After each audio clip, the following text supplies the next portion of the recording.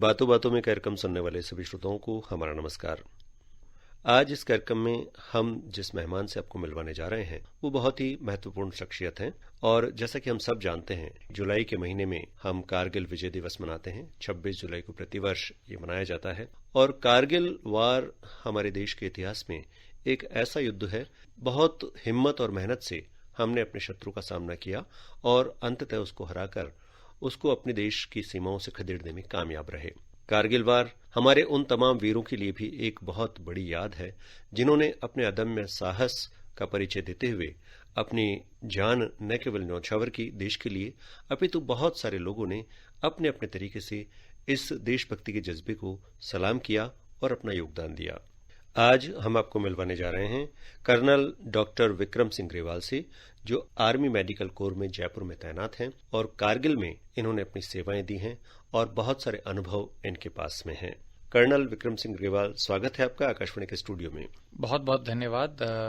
मेरे लिए बहुत गर्व की बात है कि मैं आज यहाँ पर आपसे ये मुलाकात और ये बात कर सकता हूँ। मैं आर्मी मेडिकल कोर में पिछले 27 साल से सेवा कर रहा हूँ और मैंने अपनी graduation armed forces medical college Pune से की है और वहीं से मैंने अपनी एमडी कम्युनिटी मेडिसिन में एमडी करी है और बाद में मैं वहीं पर प्रोफेसर रहा था। उसी दौरान 97 से 2000 के बीच में मैं एक पैराशूट बटालियन यानी कि छाताधारी बटालियन के साथ मैं एक रेजिमेंटल मेडिकल ऑफिसर की ड्यूटी कर रहा था। उस दौरान में मैंने अपनी टेन्योर में सियाचिन ग्लेशियर और कारगिल की लड़ाई में मैंने अपना काम किया था। आपका जो फौज में आने का फैसला था, ये अनायास हुआ फौज में आना या पहले से कोई बैकग्राउंड था? देखिए जी, दोनों तरीके की बातें हैं। I am a 4th generation, मैं चौथी पीढ़ी हूँ फौज में। मेरे परदादा, दोनों दादा, मेरे फादर, चाचा, मामा सब फौज में रहे हैं। तो एक आकर्षण तो था कि इससे अच्छी जिंदगी कोई नहीं हो सकती सेवा के लिए, और उसी के साथ मेरा एक डॉक्टर बनने का भी लक्ष्य था। दोनों ये चीजें मेरी आर्म्ड फोर्सेस मेडिकल कॉलेज ने पूरी की कि मैं एफएमसी में जा सकता हूँ और वहां से फौज में सेवा भी कर सकता हूँ डॉक्टर बन के। अभी हम देख रहे हैं कि देशभक्ति का जज्बा चारों तरफ है। 15 अगस्त हम मनाने जा रहे हैं। ऐसे में कारगिल की बात करना बिल्कुल ऐसे लगेगा कि जैसे ये हमारी यादें ताजा हो रही हैं। बिल्कुल जी, बिल्कुल। कारगिल में आपने मेडिकल ऑफिसर के तौर पे काम किया, कैसे अनुभव रहे? एक वो कहते हैं ना, लाइफ डिफाइनिंग एक्सपीरियंसेस, जिंदगी को बदल देने वाले एक्सपीरियंसेस। ऐसे मेरा एक्सपीरियंस कारगिल में मैंने अनुभव किया जब मैंने अपनी पैराशूट बटालियन के साथ ग्लेशियर में और फिर बाद में कारगिल में घमासान लड़ाई जो हुई थी उसमें हिस्सा लिया मैंने। तो ये मैं कहूंगा कि मेरे लाइफ का एक बहुत इम्पोर्टेंट हिस्सा रहा है और रहेगा। आपको कब लगा कि अचानक से लड़ाई छिड़ गई? आप उस समय वहीं आपके आसपास तैनाती थी? हाँ जी, हम ग्लेशियर में अपना टेन्योर पूरा कर रहे थे 2 साल 99 में जी। और हम तैयार थे कि अपना टेन्योर पूरा करने के बाद हम वापस अपने पीस लोकेशन में या ट्रेनिंग के लिए चले जाएंगे। लेकिन हालात कुछ ऐसे हुए बने कि हमें पता लगा कि दुश्मन कई कई इलाकों में घुसा पड़ा है। तो हमको फिर टास्क किया गया कि उन जगह को खाली करवाओ। तब तक हमें अंदाजा नहीं था कि इतना बड़ा ये इनकर्शन है और इतनी बड़ा तरीके से घुसे हुए हैं। पर धीरे धीरे हमें समझ में आ गया कि टास्क बहुत ज्यादा बड़ा है और इंडियन आर्मी को अपना डट के उनको काम करना पड़ेगा। एक बड़ा एक्शन लेना पड़ा। बहुत बड़ा एक्शन था, तो उसमें शरीक हुए, उसमें अपना हिस्सा दिया, सक्सेस पाई। कर्नल डॉक्टर विक्रम सिंह ग्रेवाल, आप एक मेडिकल ऑफिसर हैं।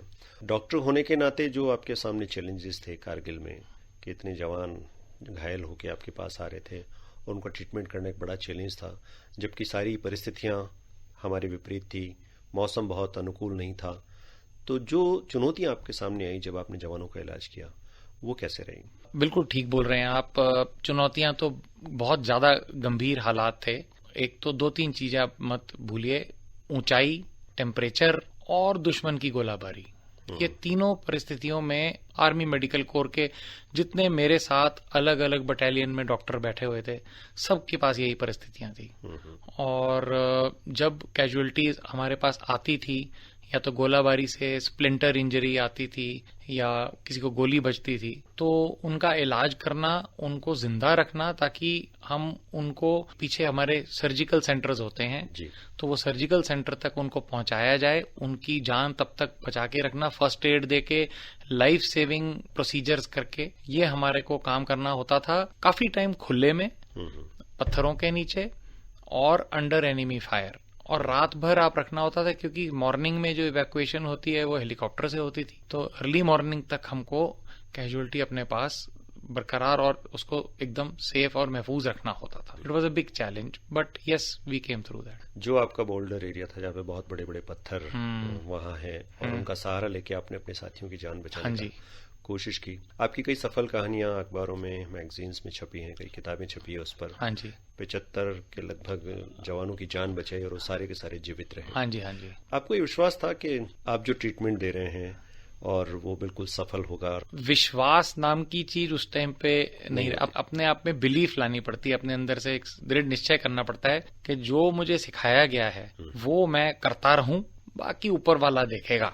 क्योंकि ऐसा है कि जो हालात हैं उसमें आप जो मेडिकल एड दे सकते हैं वो आप उतना ही कर सकते हैं। आप अपनी जान लगाते हैं और वही करते हैं ताकि उसके वाइटल स्टेबल रहें, स्टेबलाइज रहे, इंडिविजुअल इवैक्यूएट होने तक आप उसकी जान बचा सकते हैं। बाकी ऊपर वाला जरूर मालिक होता है। उसमें सबसे बड़ी बात आप यहाँ ध्यान रखिए कि जहां जहां पर आप डॉक्टर होता है, उस पलटन का, वो ग्रुप ऑफ जवानों का जो मोराल है वो डॉक्टर को देख के ही बहुत ऊंचा हो जाता है। मतलब आप मानिए मेरे सामने ऐसी हालात में लोग आए हैं, किसी का कोई टांग उड़ गई है, किसी को और बुरी गंभीर तरीके से चोटिल हुआ है, लेकिन उसके साथ वाला भी और वो भी बोलेगा अब डॉक्टर साहब के साथ आगे अब कुछ नहीं होगा। वो आप में एक और डर बिठा देता था कि मैं कहीं इनको लेट डाउन ना कर दूं।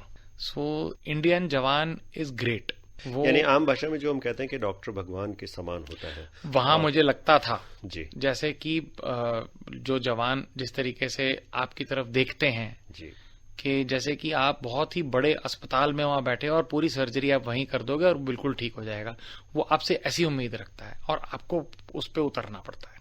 कभी ऐसा हुआ कि बहुत ज्यादा कैजुअलिटी रही और बहुत ब्लड बह गया, ऐसे में कुछ और तरह की चुनौतियां, जैसे दवाइयां नहीं रही हो या ब्लड नहीं मिला हो, किस तरह से जान बचाने? ब्लड हम उस सिचुएशन में नहीं देते। हम ब्लड लॉस जो होता है उसमें हम ये उम्मीद करते हैं कि उसका फ्लूइड रिप्लेसमेंट। तो हमारे पास चुनौतियां शुरू में जब अटैक में हम गए तो हमारे पास दवाइयां खत्म हो गई, ड्रेसिंग्स खत्म हो गई, लेकिन जैसे जैसे हम एरिया पकड़ते जाते थे वो पूरा सामान पीछे से हेलीकॉप्टर के द्वारा हमारे तक अवेलेबल हो जाता था। दवाइयां, dressings, injections, ivy fluids, splints, stretchers, वो रिप्लेसमेंट होती रहती है। तो आपको अपना कार्रवाई करते रहनी पड़ती है कंटिन्यूअसली, बट वो पीछे से रिप्लेनिशमेंट होती रहती है। कर्नल विक्रम सिंह ग्रेवाल, हम युद्ध काल में होते हैं, आप खुद कारगिल में थे, जवानों की बहुत सेवा कर रहे थे, ऐसे में आपको भी परिवार की, घर की याद आ रही होगी, मैसेज मिल रहे होंगे, किस तरह का माहौल था, परिवार का सपोर्ट कैसा था? मैं आपको बताया कि मैं एक फौजी का बेटा था जी, और उस टाइम मेरे फादर भी फौज में ही सर्व कर रहे थे। अच्छा। उस टाइम एसटीडी सैटेलाइट फोन वगैरह कहीं नहीं, कोई सेवा, कोई तरीका नहीं था बात करने का, और जिस इलाके में हम पहुंच गए थे वहां से कोई कम्युनिकेशन घर तक तो इम्पॉसिबल थी, मुश्किल थी। तो जैसे कि मेरे फादर साहब ने 65 की लड़ाई में, 71 की लड़ाई में हिस्सा लिया है, तो वो उसी भरोसे पे चलते थे कि सब ठीक है, हम भी सब ठीक है। कोई ना चिट्ठी का माध्यम था ना कुछ। कोई जो नीचे जा रहा होता था लड़का, जैसे इवैक्यूएट हो गया या उसको हमने भेज दिया, तो उसको मैं बोल देता था कि घर पे फोन करके, नीचे तो एसटीडी थी जी, घर पे फोन करके बोल देना भाई सब ठीक ठाक है। अच्छा। तो ऐसे ही चलता था काम सबका, ऊपर से ऐसे ही चलता था कि नीचे जाके सबको फोन करके बोल दो सब ठीक ठाक है। नीचे हमारे जो यूनिट के बेस में जो लोग बैठे हुए थे उनको मैसेज दे देते थे कि यार 2-3 दिन बाद बता दिया करो सब ठीक ठाक है। ऐसे ही चलता है और ऐसे ही चलना चाहिए। ज्यादा फोन वोन करने से सब कुछ बिगड़ता है काम। उस समय ज्यादा इमोशनल नहीं होना चाहिए, टाइम नहीं होता आपके पास और आपको इसकी जरूरत नहीं होती उस टाइम पे कि आप कंटिन्यूअसली घर वालों से रख के अब कि मैं अब ये कर रहा हूँ, अब ये कर रहा हूँ। जी जी, वो सिक्योरिटी का भी जो इश्यू है वो भी अलग बात है। तो आप अपनी ड्यूटी करते रहिए, न्यूज पहुंचती रहेगी। कारगिल में जो हमारे सामने सबसे बड़ी चुनौती थी कि हमारा जो शत्रु था वो हमसे ऊंचाई पर था, हाँ जी, और हम नीचे थे, इसलिए थोड़ा सा अंडर आर्म्स में थे कि भाई किस तरह से हम उसको सामना करेंगे। हाँ जी, ऐसे कई मौके आए होंगे जब हमने दुश्मन को पकड़ा और उनके घायल सैनिकों का भी शायद हमको ट्रीटमेंट करना पड़ा हो। हाँ जी, ऐसा कोई वाकया याद है जब आपको ऐसी कोई घटना हुई कि शत्रु का कोई सिपाही, कोई सैनिक आपके पास में पकड़ा गया और आपने उसका ट्रीटमेंट किया?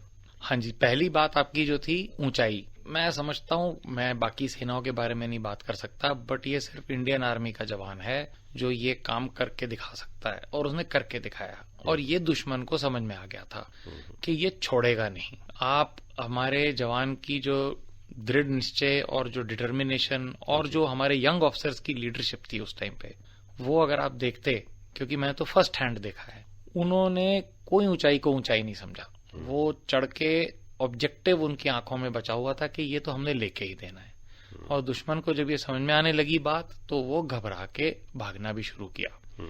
क्योंकि एक बार जब आपने बोला है कि हमने ये लेके ही रहना है, चाहे जो मर्जी हो जाए, चाहे जान पे बन पड़े, तो कोई लक्ष्य डिफिकल्ट नहीं होता।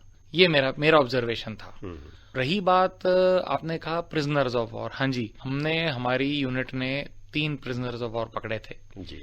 और वो उसमें से 2 चोटिल थे, एक को थोड़ी ज्यादा चोट थी, एक को थोड़ी कम थी, और वो भागते हुए पकड़े गए थे। वो हम पकड़ के हमारे पास लाए गए थे, तो मैंने, जो चोटिल वाले लोग थे उनका मैंने इलाज किया। और एक आपको बताता हूँ उस टाइम का जो फीलिंग थी कि जब मैं उनका इलाज कर रहा था, और तो लोग काफी गुस्सा थे, लोग मतलब मेरे ही यूनिट के लोग आके मुझे बोल रहे थे कि आप इसका इलाज क्यों कर रहे हो, ऐसा एक सवाल उठा, क्योंकि सेंटिमेंट्स बहुत हर्ट थे, बहुत गुस्सा था एनवायरनमेंट में कि ये सब क्या इनकी वजह से ही तो हुआ है। तो मेरा एक ही जवाब था, देखो कि मैं एक डॉक्टर हूँ, पहले डॉक्टर हूँ, फिर एक फौजी हूँ, ये मेरी ट्रेनिंग डॉक्टर की है जी। और दूसरी बात है, जो मेरे सामने ये जवान है, ये भी किसी फौज का जवान है, हारा हुआ आदमी है, सरेंडर्ड आदमी है, आपके शरण में है जी। तो मेरी ड्यूटी बनती है, और हमारे फौज की उसूल भी रहे, मेरी ड्यूटी बनती है उसका इलाज करना, इसमें कोई शक नहीं है मेरे को, ना मुझे कोई दो राय है, ना मैं किसी की कुछ सुनूंगा। तो मैंने उनका इलाज किया, और उनको दवाइयां दी, पट्टियां की, उनको फ्लूइड्स दिए, जब तक कि वो पीछे कैद में हमारे बेस में उनको शिफ्ट नहीं हो गए। तो ये मेरा कर्तव्य था, मेरे पास करीब वो 24 घंटे के करीब थे, तो उनको मैंने दवाइयां दी थी। इस घटना से एक बात ये साफ तौर पर साबित होती है कि भारतीय फौज का चेहरा बहुत मानवीय है। बिल्कुल, कोई इसमें शक नहीं है। तो हमारा जो काम है, हमारा जो उसूल है, हमारे जो प्रिंसिपल है, हमारे ही हैं, हमको उनको पकड़ के रखना चाहिए, इसमें कोई शक नहीं है। आपको नौकरी में आए हुए, फौज में आए हुए लगभग 3 साल ही हुए, इतनी जल्दी युद्ध में सामना हो जाएगा या जाना पड़ेगा, ऐसा कभी विचार आया था मन में? नहीं जी, बाकी जो जवान लड़ रहे थे वो भी तो 1-1 साल की नौकरी वाले थे, 2-2 साल की यंगस्टर थे, जो बाकी ऑफिसर थे, सब एक बराबर में थे हम। तो मैं डॉक्टर था, तो वो इन्फेंट्री का सोल्जर था, तो वो कप्तान था, सब 2-3 साल नौकरी वाले ही तो थे। तो जोश बरकरार था, ऐसा कुछ नहीं है, वो तो हमारा काम था, वो काम करने का मौका मिल रहा था हमको। जी हाँ, हाँ जी, मतलब जोश और जुनून से भरी हुई सेना थी उस समय का। बिल्कुल जी, बिल्कुल। और हमने पूरे हिम्मत के साथ अपने दुश्मन को खदेड़ दिया। हाँ जी। और भारत के प्रति, अपने देश के प्रति जो हमारा जज्बा है उसको कायम रखा। बिल्कुल जी।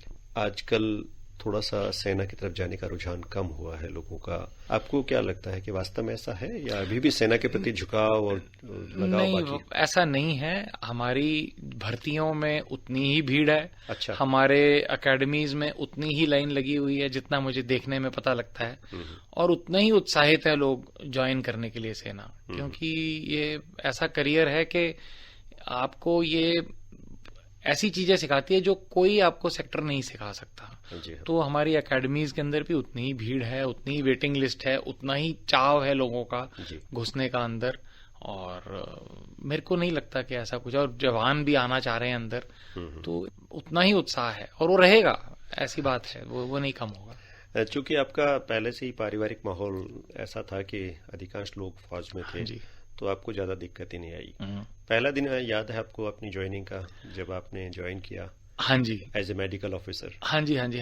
मैंने इंटर्नशिप की थी कमांड चंदी मंदिर हॉस्पिटल, मिलिट्री हॉस्पिटल में जी। और फिर उसके बाद मैं पैराशूट ड्यूटीज के लिए वॉलंटियर किया था रेजिमेंट के लिए। तो पैराशूट रेजिमेंट में वॉलंटियर करने के लिए उसके साथ आपको एक प्रोबेशन पीरियड क्लियर करना पड़ता है, फिजिकल, मेंटल, सब तरीके। काफी मजा आया था। अच्छा। वो जरूरी है, अगर आपने करना है तो वो जरूरी है, अगर आपको लाल टोपी पहननी है जी हाँ, तो वो जरूरी है। तो वो आपने वॉलंटियर करके लिया था, उसको मैं तकलीफ नहीं कहूंगा, उसको मैं लर्निंग पीरियड कहूंगा। जैसे आप मेडिकल ऑफिसर के तौर पर इसमें भर्ती हुए, लेकिन पैराट्रूपिंग भी आपने अडॉप्ट की। हाँ जी, तो हाँ जी। ये चुनने के पीछे कोई विशेष कारण रहा? हाँ जी, एक देख के बड़ा गर्व लगता था पैराट्रूपर्स को कि ये एक कुछ अलग है। अच्छा। तो कुछ एलीट हैं, कुछ स्पेशल हैं, तो कुछ अलग करते हैं। तो वो चाहती कि मैं भी इसका हिस्सा बनूं। अच्छा। और क्या कहते हैं, तो इस चक्कर में मैंने वॉलंटियर किया और हम सिलेक्शन हुई और प्रोबेशन हुई और फिट पाए गए। अच्छा। और लाल टोपी पहनी। जब आप पहली बार कूदे, हाँ जी, तब डर लगा होगा मन में बहुत? मैं बड़ा गलत कहूंगा मैं कि डर नहीं लगा होगा, डर सबको लगता जी। है ना।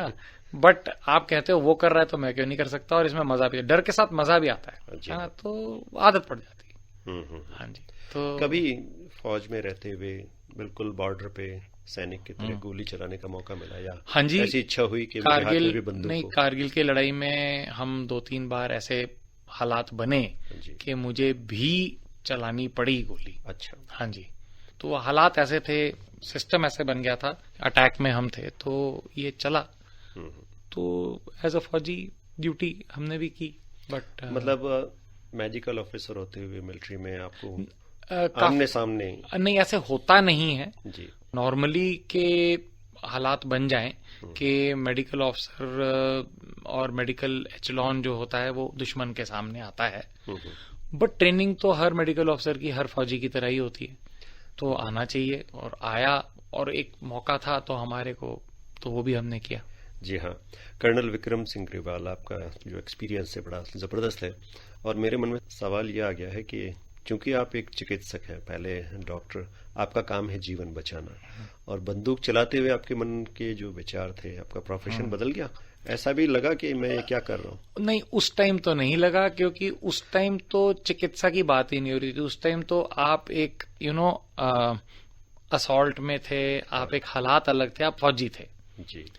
उस टाइम पे जो फौज का काम सिखाया गया, जो वर्दी पहनी है, जो बंदूक पकड़ी है, वो उस हालत का काम था, तो वो हमने किया। और जब थम जाती है लड़ाई या जो चोट लगती है, तब मेरा काम डॉक्टरी का शुरू हुआ। ये एक आधी बार हुआ, ज्यादा नहीं हुआ, बट उस हालात में हम कंटिन्यूअसली फायर के अंडर रहते थे, हमारे पर गोलाबारी कंटिन्यूअसली होती रहती थी, तो दुश्मन को जवाब देना जरूरी था। श्रोताओं, बातों बातों में कार्यक्रम इस समय आप सुन रहे हैं आकाशवाणी जयपुर अजमेर के आमेर चैनल से, और आज के इस कार्यक्रम में हमारे मेहमान हैं कर्नल डॉक्टर विक्रम सिंह ग्रेवाल। आप आर्मी मेडिकल कोर में जयपुर में इस समय पदस्थापित हैं, और एक लंबा अनुभव है आपके पास में फौज की नौकरी का, करीब 27 साल हो गए हैं। और भारतीय सैनिक के तौर पे, सेना से जुड़े हुए व्यक्ति के तौर पे, एक चिकित्सक के तौर पे आपने अलग अलग स्थानों पर तैनाती की है। और ऐसा माना जाता है कर्नल ग्रेवाल कि भारतीय जो सीमाएं हैं, काफी कठिन परिस्थितियों में हम लोगों को काम करना पड़ता है, हमारी सेना को। ऐसे में एक भारतीय सैनिक जब काम करता है बॉर्डर पे, उसकी फीलिंग्स को आप बेहतर तरीके से समझ सकते हैं।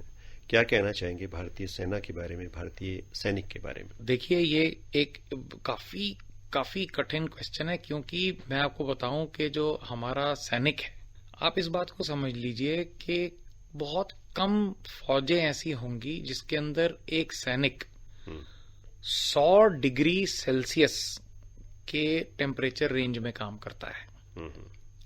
ग्लेशियर पे, द्रास पे, ठंडे इलाकों में -45, -46 डिग्री टेम्परेचर जाता है। जी हाँ। और हमारे गर्म इलाकों में, राजस्थान में, रेगिस्तान में, भुज में जी, +50 तक टेम्परेचर जाता है। तो आप सोचिए 100 डिग्री के रेंज में ये जवान आपको काम करता है। ये बहुत ही कम फौजें होंगी जो ऐसे करती हैं, क्योंकि मैं एक कम्युनिटी मेडिसिन स्पेशलिस्ट हूं। मेरा काम है एक फौज को, जवान को हेल्दी रखना है, तो उसका हेल्थ की रिस्पॉन्सिबिलिटी मेरी है, तो ये मैं ऑब्जर्व करता हूं। ये तो रही एनवायरमेंटल बात। उसके बाद वो जंगलों में, पहाड़ों में, समुंदर में और रेगिस्तान में उसको अपनी ड्यूटी निभानी पड़ती है। एनवायरमेंटल जो हैजर्ड्स होते हैं, आपको ऐसा मोटिवेटेड, ऐसा ट्रेंड और ऐसा मतलब जवान मुझे नहीं लगता कि कहीं पूरी दुनिया की किसी फौज में। हाँ जी, ये मेरा एक्सपीरियंस है। और इसी जवान की मोटिवेशन और डिलीवरी को देख के मतलब हम सारी जंगें जीते हैं। सेल्फलेसनेस कहते हैं, इंग्लिश में एक वर्ड है जी। कि बिना उसके परवाह के और आप अपनी ड्यूटी निभाए जाते हैं। तो ये जो जवान है हमारा, जो कारगिल की लड़ाई है, वो एक जवान और यंग ऑफिसर ने हमें जीत के दी, क्योंकि उसको अपनी यूनिट की तरफ मोटिवेशन था और अपने देश की तरफ मोटिवेशन था। जी। तो अपनी यूनिट के लिए जवान तो कुछ भी कर जाएगा। तो किसी भी यूनिट का जो वो हिस्सा है उसके लिए तो वो अल्टीमेट है। डॉक्टर ग्रेवाल, जैसा आपने कहा कि इतनी विपरीत परिस्थितियां होती है और 100 डिग्री के उसमें रेंज में हमको काम करना पड़ता है, कहीं -50 और कहीं +50, इतना टेम्परेचर, अलग अलग तरह की चुनौतियां हमारे जवान के सामने होती है, परिवार से दूर, और इमोशन फिर भी कहीं ना कहीं उसके मन में रहता है, उसकी फैमिली उसके ध्यान में रहती है, उसकी वाइफ, उसके बच्चे, कहीं सुदूर गांव में बैठा है। तो जो इमोशनली सपोर्ट मिलना चाहिए, तो वहां पर आप जवान को लगता है कि मेरे साथ जो मेरी यूनिट है यही मेरी फैमिली है, यही उसको ताकत देती है। बिल्कुल बिल्कुल। देखिए, जवान के 2 घर होते हैं। एक घर तो जहां से वो आया है और एक घर है वो उसका यूनिट।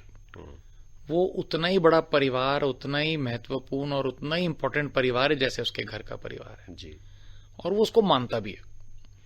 तो जो यूनिट का जो कमांडिंग ऑफिसर होता है, जो यूनिट के उसके कंपनी कमांडर, उसके साथ के बडीज होते हैं, वो उसके भाई, पिता, दादा सब वही हैं और वही उसके कर्ता धर्ता हैं, वही उसके प्रोटेक्टर हैं, उसके दुख सुख के साथी वही हैं, उसके लड़ाई के साथी वही हैं और वही उनके साथ खड़ा है।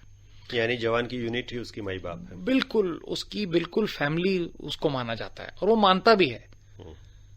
तो उसका इमोशनल सपोर्ट दोनों तरफ से होता है। अगर किसी जवान को तकलीफ होती है, जिस तरीके से यूनिट्स उसका ख्याल रखती हैं, वो एक फैमिली की तरह ही ख्याल होता है, उसमें कोई शक नहीं है। तो वो जवान डबली, एक्चुअली उसको डबल मोटिवेशन होती है, यूनिट की भी और घर की भी।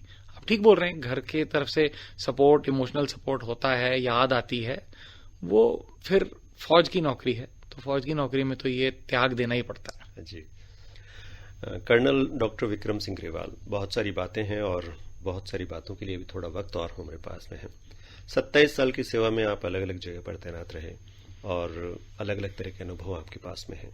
अपने अचीवमेंट्स, आपकी उपलब्धियां किस तरह की रही, जिन पर आप गर्व करते हैं आपकी फैमिली के साथ में, और आपकी फैमिली का जो बैकग्राउंड है वो भी कहते होंगे कि हमारा बेटा, हमारा बच्चा आगे निकल गया। हाँ जी, हाँ जी। मतलब अचीवमेंट्स तो क्या है, एक अच्छे दिल से और लगन से नौकरी करना ही एक अचीवमेंट समझूंगा मैं। और मैं अपनी एमडी करी एएफएमसी से, और मेरी किस्मत और कि मैं एएफएमसी में ही वापस 5 साल के लिए फैकल्टी गया और प्रोफेसर था, और मैंने बच्चों को पढ़ाया और एमडी स्टूडेंट्स को पढ़ाया, जो कि बहुत ही मेरे लिए गर्व की बात थी। और उसके अलावा मैंने 2-3 महीने मतलब दिल्ली में अपने हमारी जो हाईएस्ट हेडक्वार्टर में मैंने हेल्थ प्लानिंग के लिए मैंने 4-5 साल बिताए हैं पॉलिसी मेकिंग में, क्योंकि मेरी स्पेशलिटी ऐसी है। और मैं जहां जहां पर भी तैनात रहा हूं, बिकॉज ऑफ माई स्पेशलिटी, मेरा काम रहा है कि मैं उस बॉडी ऑफ ट्रूप्स या उस उतने लोगों की हेल्थ की, स्वास्थ्य की जो रिस्पॉन्सिबिलिटी मेरे जिम्मे आती थी, तो उसकी प्लानिंग, उसकी इम्प्लीमेंटेशन, अभी पिछले 2-2.5 साल से मैं कोविड का जो प्रिवेंशन प्रोग्राम है पूरे अपनी फौज के लिए राजस्थान, पंजाब एरिया में, ये मेरे जिम्मे था। तो मैंने उसको जितनी हो सकता था खूबी से निभाया है और कोशिश की है कि कोविड से जितना बचाव हो सके, जितनी इलाज हो सके, जितनी प्रिवेंशन हो सके, वो मेरे जिम्मे थी, तो मैंने वो की है। तो वो मैं अपनी अचीवमेंट समझता हूँ कि मैंने ये कर पाया। आपके पिताजी, आपके परिवार के अन्य लोग, चाचा, ताऊ जी, हाँ जी, मामा जी वगैरह, सब लोग फौज में थे। हाँ जी। तो विक्रम सिंह ग्रेवाल अपने पिता से किस तरह अलग है, जबकि दोनों एक ही जगह पर नौकरी कर रहे हैं? हाँ जी, मेरे पिताजी 2 साल पहले चल बसे बीमारी के कारण, बट मैं उनसे बहुत कुछ सीखा और मैंने उनसे काफी चीज सीखी कि लाइफ में सेटिस्फाइड कैसे रहना है और काम पे ध्यान देना है, बाकी सब चीज अपने आप आ जाएंगी। तो he was in the core of signals in the Indian army, और उन्होंने भी करीब 32 साल नौकरी करी और वो रिटायर 2000 में हो गए थे। और उनसे काफी मेरे को सीख मिलती रही और उनसे काफी गाइडेंस मिलती रही मुझे कि फौज में मेन चीज है आपका प्रोफेशनल काम, और आप काम और अपने जूनियर्स का ख्याल रखेंगे तो आपकी नौकरी बहुत ही अच्छी रहेगी। श्रोताओं, बातों बातों में कार्यक्रम इस समय आप सुन रहे हैं आकाशवाणी जयपुर अजमेर के आमेर चैनल से, और आज हमारे कार्यक्रम में मेहमान हैं colonel doctor Vikram Singh Grewal. Doctor Grewal, इतने साल की नौकरी करने के बाद भी, और अभी आपका काफी लंबा कैरियर अभी बाकी है, कभी मन में ख्याल आया कि आप फौज में गलत आ गए? एक अच्छे डॉक्टर बाहर रहते और सोसाइटी की सेवा करते, वो अलग तरह का काम था। नहीं, ऐसा बिल्कुल नहीं आया, क्योंकि मैं आपको पहले बताया कि मेरा मतलब 2 ही एम थे, डॉक्टर बनना और फौज में आना, तो दोनों ही मेरे पूरे हो गए। और ये मैं कह सकता हूं क्योंकि हमारे फैमिली में सारे फौज में रहे हो, I was very comfortable in this organisation and मैं सोचता हूं कि मैं इस ऑर्गेनाइजेशन को बहुत दे सकता हूं, सेवा कर सकता हूं। तो मेरे को तो कभी शक नहीं हुआ कि मैं कोई गलत जगह आया। हाँ, बाहर रह के डॉक्टरी करके भी उतनी ही सेवा कर रहे हैं लोग जी। और बाकी सर्विसेज भी हैं और गवर्नमेंट सर्विसेज हैं, लोग गांव-गांव में जाके सेवा करते हैं और उतना ही उदाहरणीय काम कर रहे हैं लोग, बहुत अच्छा काम कर रहे हैं। मतलब तो हर आदमी को अपनी जगह ढूंढनी पड़ती है, तो मैं सोचता हूँ मैं बिल्कुल ठीक जगह हूँ।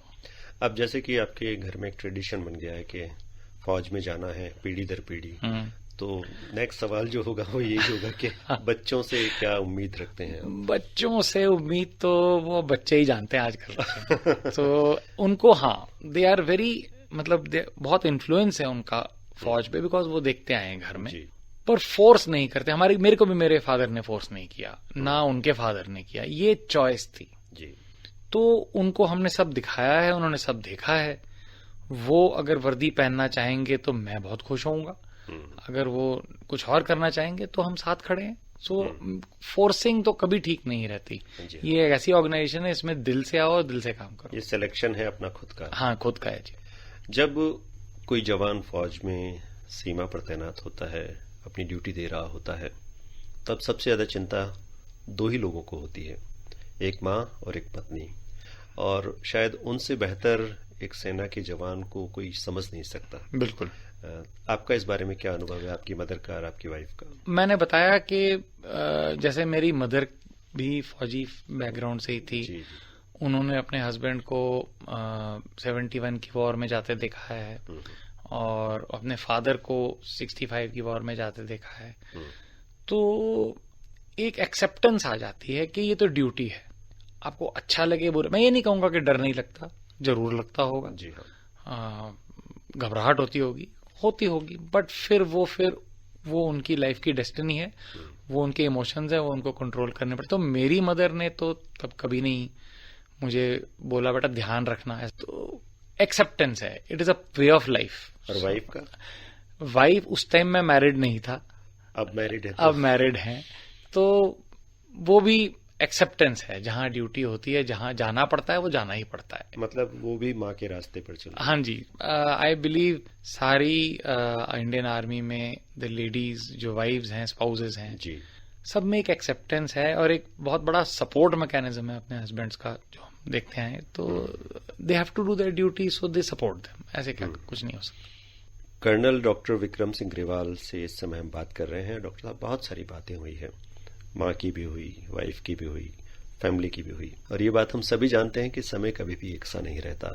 भारतीय सेना का चेहरा भी लगातार बदल रहा है, लगातार आधुनिक हो रही है सेना और पेशेवर हो रही है। इतने प्रोफेशनल अंदाज में शायद ही कोई सेना काम करती हुई जितना भारतीय सेना काम कर रही है। और इतनी विपरीत परिस्थितियों में, जैसा कि डॉक्टर विक्रम सिंह ग्रेवाल बता रहे हैं कि इतने चैलेंज हमारे सामने हैं, फिर भी हम डटे हुए हैं। और समय इससे पहले कि पूरा हो, मैं चलते चलते एक सवाल जरूर पूछना चाहूंगा। बहुत सारे यूथ के मन में कई सारे कंफ्यूजन है सेना को लेकर। जाएंगे, जंगलों में काम करना पड़ेगा और घर से दूर रहना पड़ेगा, आराम की जिंदगी जिए, किसी कॉर्पोरेट में जाए या गवर्नमेंट जॉब लग जाए। किस तरह से वो मोटिवेट हो सकते हैं इंडियन आर्मी के लिए, जहां पर आपको एक बहुत बड़ा सम्मान मिलता है, देश के लिए काम करने का एक मौका मिलता है कि आप अपनी देशभक्ति को अपने जज्बे को देश के साथ जोड़कर रख सकते हैं? क्या मैसेज देना चाहिए? मेरे को ना किसी ने बहुत पहले कहा था, एक मैंने कहीं बोले, army is armed forces is not a profession, it is a way of life. तो मेरी बात वो रहती है दिमाग में, मतलब आप एक जीने का अंदाज है आर्मी, और आप अगर आर्मी में, नेवी में, एयरफोर्स में सोल्जरिंग करते हैं जी, तो नेचुरली आप देश की सेवा कर रहे हैं। वो एक आपका नॉर्मल टास्क है जी। तो ऐसी बहुत कम ऑर्गेनाइजेशंस हैं जिसमें आप जो रोजमर्रा का काम कर रहे हैं वो देश की सेवा ऑटोमेटिकली हो जाता है। और इसका जो लाइफस्टाइल है वो आप उसका प्रचार इसलिए नहीं कर सकते क्योंकि या तो आपको वो जी सकते हैं या वो आप नहीं कर सकते हैं। तो जो यूथ है वो जो आना चाहता है उसके अंदर से कॉलिंग आनी चाहिए कि मैं एक सोल्जर बन सकता हूं और सोल्जर बन के मैं देश की सेवा कर सकता हूं। और न केवल लड़कों के लिए भी, अपितु लड़कियों के लिए बिल्कुल जी, मैं बिल्कुल, लड़के लड़की उतने एक बराबर, और बहुत बढ़िया काम कर रही हैं जितनी भी सेना में लेडीज आई हैं अभी। सो दोनों के लिए मैं कह रहा हूं कि it is a way of life, और अगर आपको एक्सेप्टेंस है तो आप जरूर आए और you will feel more than satisfied, you will feel sense of fulfilment and achievement. तो मेरा यही कहना है। तो कुल मिला के देश सेवा के लिए हमारे पास बहुत सारे रास्ते हैं, लेकिन सेना में जाने का जो गौरव हमको हासिल होता है वो एक हमको अलग ही फीलिंग देता है। और जैसा कि कर्नल डॉक्टर विक्रम सिंह ग्रेवाल ने कहा कि सेना में नौकरी करने का मतलब है कि वे ऑफ लाइफ आपको जीवन जीने का एक तरीका सिखाती है, आपको अनुशासित बनाती है। कर्नल डॉक्टर विक्रम सिंह ग्रेवाल, आज आप स्टूडियो में आए, अपने अनुभवों के बारे में हमसे विस्तार से बात की। तमाम श्रोताओं की तरफ से, आकाशवाणी परिवार की तरफ से आपके आने का बहुत बहुत धन्यवाद।